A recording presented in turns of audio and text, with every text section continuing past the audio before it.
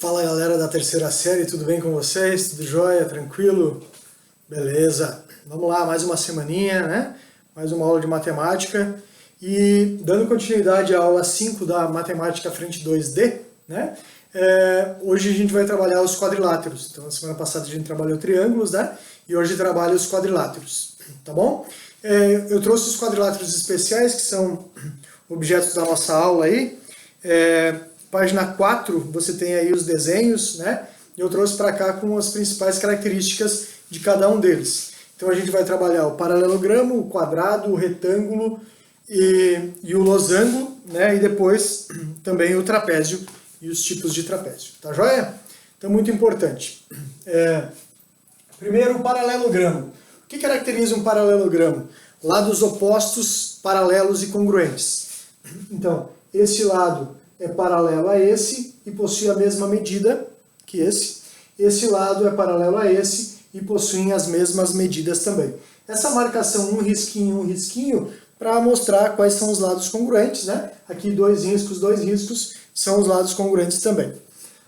A base é a distância entre os dois lados paralelos, tá? Então a altura é a distância entre os dois lados paralelos. Se você considerar essa base, a altura vai ser essa distância aqui.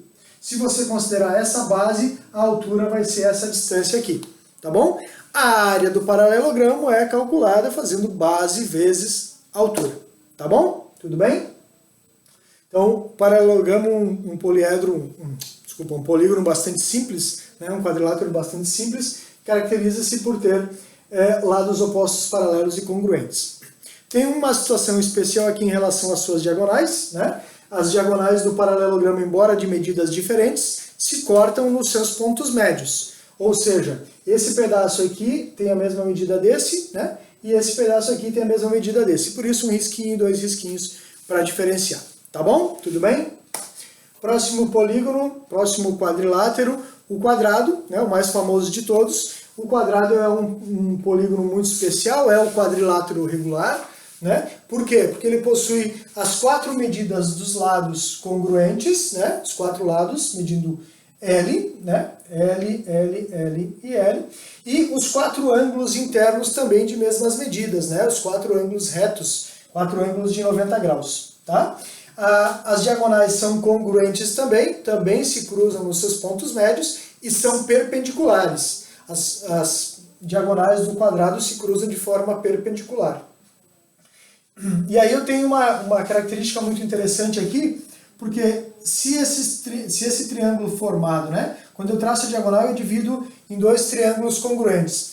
Essa diagonal pode ser considerada hipotenusa desse triângulo aqui, né, ou do de cima, mas em especial desse aqui. Hipotenusa de cateto L, cateto L. E aí eu aplico o teorema de Pitágoras, né, nesse triângulo inferior aqui. Diagonal ao quadrado é igual a cateto ao quadrado mais cateto ao quadrado. L ao quadrado mais L ao quadrado dá 2L ao quadrado.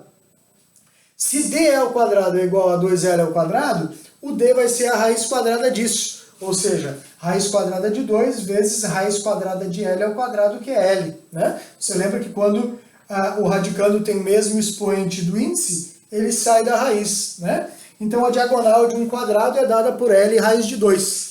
Tá? E se você lembrar disso, facilita bastante, né? Na hora de fazer um exercício onde você tem lá um quadrado de lado 3 e precisa da sua diagonal, né? Ou você aplica Pitágoras ou lembra que D diagonal é L raiz de 2, L é 3, diagonal 3 raiz de 2, tá bom? A área é base vezes altura também, mas como a base e a altura tem medida L, L vezes L, L ao quadrado. Beleza? Depois nós temos o retângulo, que é um quadrilátero bastante utilizado também, né? Ele se caracteriza por ter os quatro ângulos congruentes, como o quadrado, porém não possui as quatro medidas de lados congruentes. Os lados opostos são paralelos e congruentes, mas não os quatro, né? De 2 em 2. Então, esses lados opostos são congruentes e paralelos, estes lados opostos são paralelos e congruentes. Ok? As diagonais também dividem em dois triângulos congruentes e se cruzam nos seus pontos médios, tá bom? Importante que aqui eu posso aplicar o teorema de Pitágoras também. Diagonal ao quadrado é igual a A ao quadrado mais B ao quadrado. Então, eu posso escrever a diagonal como raiz quadrada de A quadrado mais B quadrado. E a fórmula da área do retângulo é base vezes altura, né? A base é A altura B, ou a base é B altura A vezes B. Tranquilo até aí? Sossegado? Beleza? Vamos lá. Depois vem o losango. O losango, como o quadrado tem os 4 lados congruentes, né? Porém os 4 ângulos não são congruentes, né? Não tem um ângulo reto aqui. Esse ângulo é congruente a esse, e esse ângulo é congruente a esse, tá? Então você tem ângulos opostos congruentes e as 4 medidas dos lados também congruentes. Essa diagonal é chamada de diagonal menor, e eu represento por D minúsculo, e essa diagonal maior, represento por D maiúsculo, tá bom? Como calcular a área desse losango? Eu tomo um desses 4 triângulos, porque são 4 triângulos congruentes, né? Você percebe que se isso tudo é a diagonal menor, esse pedaço é a diagonal menor dividido por 2, é a metade, né? Se tudo isso é a diagonal maior, esse pedaço é a metade da diagonal maior. Então, eu tenho aqui um triângulo retângulo de base D minúsculo sobre 2 e altura D maiúsculo sobre 2, né? Então, a área desse triângulo é base vezes altura sobre 2, Dzinho sobre 2 vezes Dzão sobre 2, tá? Base vezes altura dividido por 2, isso vai dar a área desse quadrado. Como eu tenho 4 desse triângulo, como eu tenho 4 desses triângulos, eu multiplico por 4. Então, Dzinho sobre 2 vezes Dzão sobre 2 dividido por 2 vezes 4. Dzinho vezes Dzão sobre 2 vezes 2, 4. Esse 4 corta com esse, fica diagonal menor vezes diagonal maior sobre 2 a área do losango, tá bom? Importante dizer que essas diagonais são perpendiculares e também, assim como no quadrado, se cruzam os seus pontos médios. Beleza? Agora nós temos o exercício 3 da página 5, que está pedindo para deduzir a fórmula. Na verdade eu fiz isso, agora no finalzinho ali da explicação da área do losango, mas vamos lá para você ter direitinho aí, completa seu livro, sua apostila aí, né? Então, como deduzir a fórmula da área do losango? Então, como eu disse agora há pouco, as duas diagonais se cruzam de forma perpendicular e formam 4 triângulos congruentes. Então, a área do losango é 4 vezes a área de cada um desses 4 triângulos aqui, certo? Então, eu escolho qualquer um deles, em especial eu escolhi esse aqui da direita agora, né? Para calcular a sua área. Então, a área é igual a 4 vezes a área do triângulo, que é base vezes altura sobre 2. Quem é a base desse triângulo? É a metade da minha diagonal menor, então Dzinho sobre 2. Quem é a altura do triângulo? É a metade da diagonal maior, então Dzão sobre 2. Tá? Então 4 vezes base, que é D sobre 2, vezes altura, que é D maiúsculo sobre 2. Tudo isso dividido por 2. Quando eu resolvo isso aqui, fica D vezes D maiúsculo sobre 2 vezes 2, 4, dividido por 2. Dividir por 4, depois dividir por 2, é como dividir por 4 vezes 2, 8 direto. Simplifico 4 por 8, vai dar 2. Então a fórmula da área do losango, como falei agora há pouco, é diagonal maior vezes diagonal menor dividido por 2. O exercício 4 é um exercício da UFSC, né, que traz o seguinte. Um retângulo está inscrito num círculo de 5 centímetros de raio e o perímetro do retângulo é 28 centímetros. Calcule em centímetros quadrados a área do retângulo. Quando um polígono está inscrito numa circunferência, né, ou num círculo, ele está inscrito quando todos os seus vértices estão sobre a circunferência, né, que é a linha que delimita o círculo. Tá? Então, se o retângulo está inscrito no círculo, né, todos os vértices do retângulo estão sobre a circunferência. Tá bom? Então eu chamei um lado do retângulo de A e o outro de B, e eu sei que o raio da circunferência é 5. Quando eu traço o diâmetro da circunferência, eu tenho a diagonal do meu retângulo, né? Essa diagonal passa pelo centro da circunferência e então é o diâmetro dessa circunferência, ou desse círculo, né? Lembra que o diâmetro é o dobro do raio, né? Então o diâmetro vale 10, a diagonal desse retângulo vale 10, e aí você tem um triângulo formado aqui, né? Então, esse ângulo é um ângulo reto, é esse ângulo aqui, esse segmento vale A, esse vale B, e a diagonal mede o dobro do raio, né? É o diâmetro, 2 vezes 5, 10 centímetros. Tá bom? Então, uma das equações que eu tenho para resolver esse problema é Pitágoras. Hipotenusa ao quadrado é igual a cateto ao quadrado mais cateto ao quadrado. Tá? Como a hipotenusa é 10, fica 10 ao quadrado igual a quadrado mais b quadrado, ou a quadrado mais b quadrado igual a 10 ao quadrado, só para facilitar os nossos cálculos aí. E a outra equação de onde eu vou tirar? Do perímetro, né? Ele falou que o perímetro desse retângulo é 28. O perímetro, você lembra, é a soma das medidas dos lados do polígono, né? Em especial do quadrilátero, dos seus 4 lados. Se esse lado mede A, esse também é A. E se esse lado mede B, esse também é B. E o perímetro será A mais B mais A mais B, 2A mais 2B. 2A mais 2B dá 28, porque o perímetro é 28. Divido tudo por 2 para facilitar minhas contas aqui. A mais B igual a 14. Tranquilo? Tudo bem? Muito bem. Como é que eu vou resolver esse problema? Por sistema de equações. É uma das formas de resolver. Tá?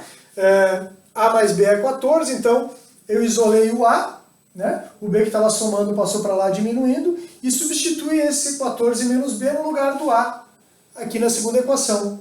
Então, A ao quadrado ficou 14 menos B, que é o valor do A, ao quadrado mais B ao quadrado igual a 10 ao quadrado, que é 100.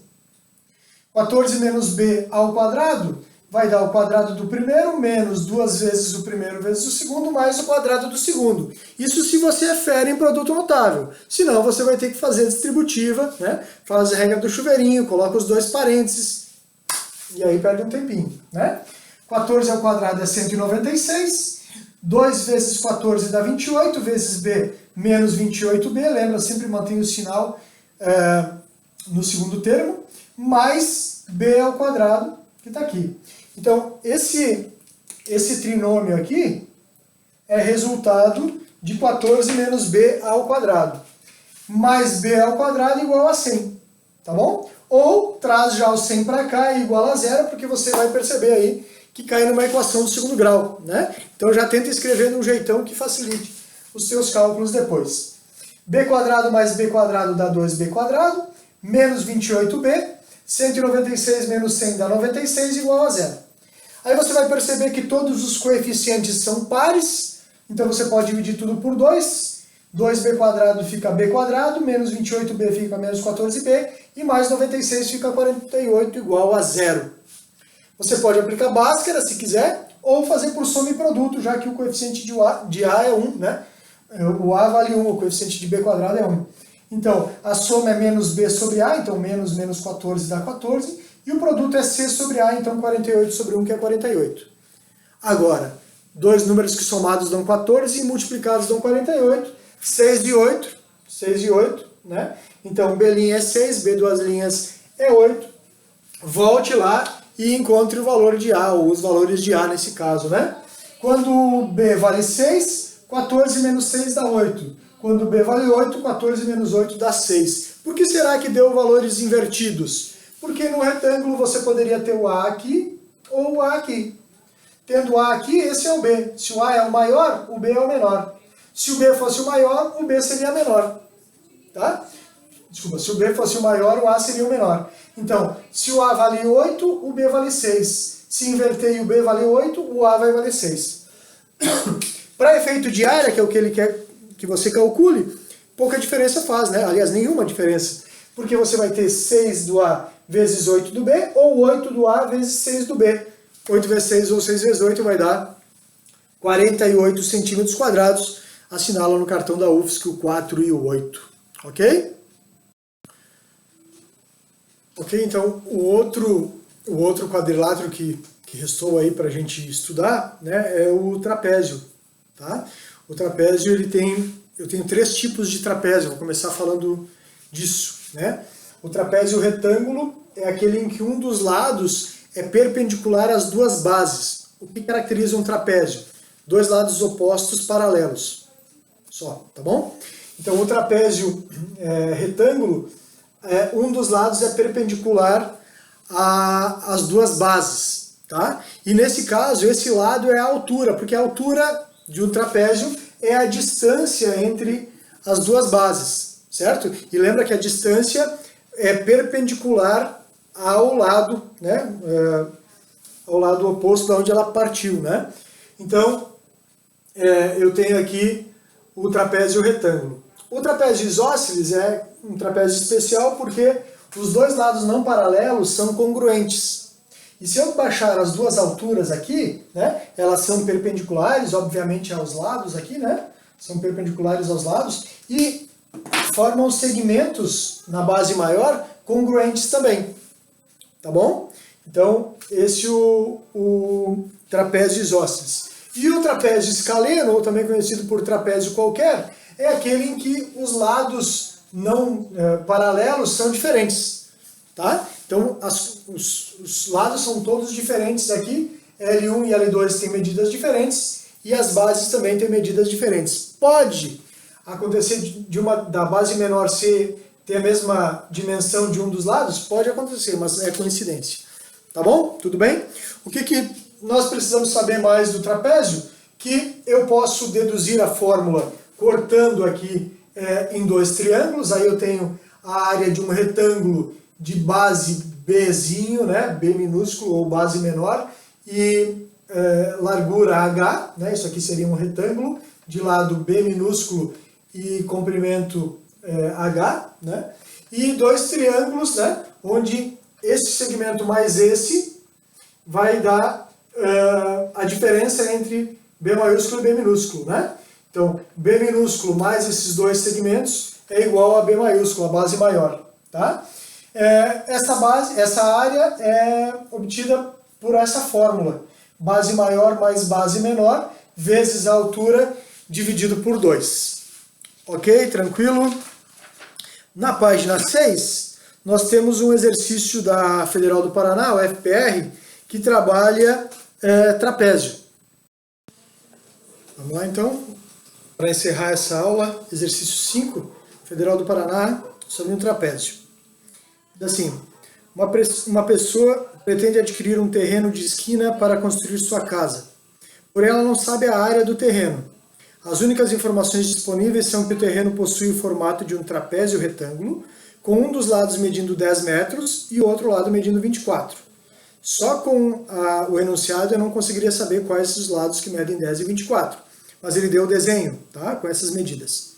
Além disso, o ângulo entre esses lados é de 120 graus, conforme a figura abaixo. Qual a área desse terreno? Bom, quando ele diz que o ângulo entre os lados é 120 graus, eu já conseguiria resolver sem a figura. Por quê? Se o trapézio é um trapézio retângulo, ele tem 2 ângulos retos, 2 ângulos de 90 graus. Tá? 90 mais 90, 180. O que você sabe sobre os ângulos internos de um trapézio? Ora, o trapézio é um quadrilátero. A soma dos ângulos internos do quadrilátero, lembra da fórmula? 180 vezes n menos 2, onde n é o número de lados? O n vale 4, então, no quadrilátero, né? 4 menos 2 dá 2, 2 vezes 180, 360 graus. Mas acho que você já sabia, né, disso. E se não sabia, lembra do quadrado. O quadrado tem 4 ângulos de 90 graus, né? 4 vezes 90 dá 360. Então você sabe que a soma dos ângulos internos do quadrado é 360 graus. Voltando ao trapézio, se ele tem 2 ângulos retos, por ser um trapézio retângulo, os outros 2 ângulos são um agudo e um obtuso, e a soma tem que dar 180. Tá? Se um deles vale 120, só pode ser esse aqui, de cima, né? Porque esse aqui de baixo é o ângulo agudo. O ângulo da base maior é o ângulo agudo, tá bom? Então, aí está a figura. Eu fiz algumas adaptações importantes aqui. Primeiro, tracei a altura E a partir da altura eu tenho esse valor 10. Como eu quero calcular a área, lembra da fórmula da área, né? B maior vezes mais B menor vezes a altura dividido por 2. Eu vou ter que achar essa altura, tá? Então eu vou precisar da base maior, chamei esse pedaço aqui de x. Eu tenho como encontrar esse ângulo alfa, tenho as duas medidas de lado aí, vou formar um triângulo retângulo aqui. No triângulo retângulo eu posso usar as razões seno, cosseno, tangente, e é por aí que eu vou para encontrar o valor de x, tá bom? De x e de h. Então vamos lá, primeira coisa, a soma dos ângulos internos, como vimos agora há pouco, acabei de dizer, é 360 graus. Então, o 120 somado com o 90, somado com o 90, somando com esse ângulo que eu chamei de alfa, que é o ângulo desconhecido, tem que dar 360 graus. 120 mais 90 dá 210, mais 90 dá 300 graus. Então o alfa vai ser 360 menos 300, que dá 60 graus. Ok? Agora, pega esse triângulo aqui e aplica a propriedade seno, oposto sobre hipotenusa, e cosseno adjacente sobre hipotenusa, e você vai encontrar o valor de h e o valor de x. Vamos ver? Seno de alfa é igual a cateto oposto h sobre hipotenusa 24. Hipotenusa, lembra, é o lado oposto ao ângulo de 90 graus, né? Então, seno de 60, já que o alfa vale 60 graus, é igual a cateto oposto h sobre 24. Seno de 60 é a raiz de 3 sobre 2, certo? A raiz de 3 sobre 2 igual a h sobre 24, multiplica cruzado ou simplifica o 2 e 24 antes, como preferir. Desculpa. Ficou 2h é igual a 24 raiz de 3. O 2 que está multiplicando passa dividindo. 24 sobre 2 dá 12 raiz de 3.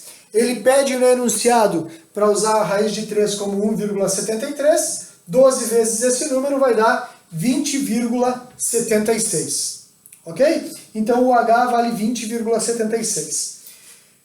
Como encontrar o valor de x? Para que eu preciso do x? Lembra? A base menor vale 10 e a base maior vai ser 10 mais x. Então eu preciso do x para encontrar a base maior. Cosseno de x agora é cateto adjacente sobre hipotenusa. Cosseno de 60 é igual a x sobre 24. O cosseno de 60 é 1 meio, 1 sobre 2. Multiplicando cruzado, 2x igual a 24. X é 24 sobre 2, que dá 12. Tá bom? Se o x vale 12, esse pedaço vale 12. 10 mais 12 vai dar 22. Então, as minhas bases valem 10 e 22. Então, a área é igual a 22 mais 10, vezes a altura, que é 20,76, dividido por 2. Fazendo todas essas contas, você chega a 332,16 metros quadrados. Resposta letra E. Beleza? Na sequência, em seguida, eu estou com vocês para a gente tirar as dúvidas das aulas anteriores. Até daqui a pouco. Abraço!